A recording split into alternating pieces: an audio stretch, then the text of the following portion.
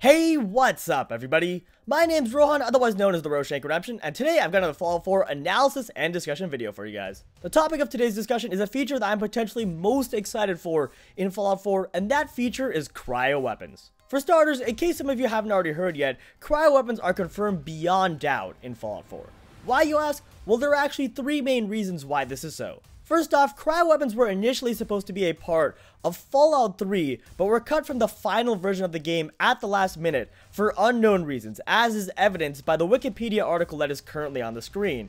In all likelihood, Bethesda hadn't yet perfected Cryo Weapons, and thus decided not to include them in the final version of Fallout 3, so it definitely makes sense if Bethesda had now perfected Cryo Weapons, since it has been 7 years since Fallout 3 was released, and they have had a ton of time to work on Fallout 4 since then. So this piece of evidence would not necessarily confirm, but definitely points to the likelihood of Cryo Weapons in Fallout 4. Secondly, in the E3 trailer for Fallout 4, we saw an enemy using an energy weapon with a blue laser beam, a light blue laser beam, which many believe is some sort of cryo weapon. The reasons for this are pretty obvious when you think about it. For one, no energy weapon in previous Fallout games had a blue color. And for two, cryo weapons are associated with a freezing effect, and the light blue color of the laser beams just screams freezing. Thirdly, and this pretty much just blows things out of the water and confirms cryo weapons for certain, during the E3 crafting trailer, we saw a weapon called a glow-sighted cryolator pistol in the player's inventory, meaning cryolators or cryo weapons, or however you want to refer to them,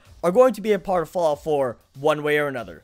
Alright, well now that I have hopefully convinced all of you that cryo weapons are confirmed for Fallout 4, we can move on to some speculation on exactly what these weapons will do. So according to Wikipedia, the cryolator cut from Fallout 3 was initially supposed to have a coolant component, as well as a liquid nitrogen canister, which would definitely indicate that cryo weapons will have some sort of freezing effect. Additionally, considering that the cryo grenades from the Mothership Zeta DLC in Fallout 3 had a stun and freeze effect for 3 seconds, it's probably safe to assume that something similar will be true for the cryo weapons in Fallout 4. Perhaps we will even be able to modify them using the crafting system such that we can extend the freeze and stun time. If Bethesda did decide to do this, it would make weapons like the Cryo Sniper Rifle incredibly useful, which, judging from the crafting trailer, that is something that we can actually make in Fallout 4. Just imagine being able to shoot an enemy from a long distance and completely freeze and stun them and make them immobile for a few seconds. It sort of reminds me of the Gauss Rifle from Fallout 3 in many ways, but I feel like it would potentially even be more useful because the Gauss Rifle knocked back enemies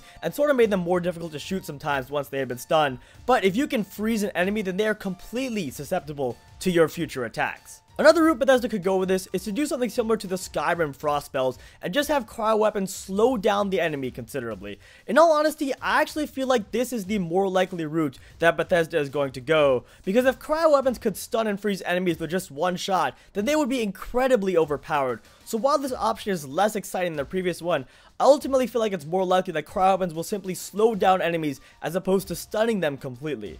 Nonetheless, I am still incredibly excited at the mere prospect of cryo weapons in Fallout 4, and you better believe that I'm going to be using them when the game comes out. Okay folks, so that is pretty much going to do it for this Fallout 4 analysis and discussion video. As always, if you enjoyed, be sure to drop a like down below and subscribe for more Fallout 4 content in the future. Also, congrats to Doom Black Dragon for winning last week's comment contest. I will leave a link down to his channel in the description, so be sure to check him out after the video is over. If you want to be featured in next week's Fallout 4 video, then leave me a 2 or 3 cents comment down below telling me what you think of cryo weapons and how they're going to be implemented in Fallout 4, and just gently share your thoughts on the whole concept of cryo weapons in general. The person who provides the best and most thought out answer will receive a small little shout out from me in next week's Fallout 4 analysis video. Otherwise, thanks again for watching, and I will see you guys next week.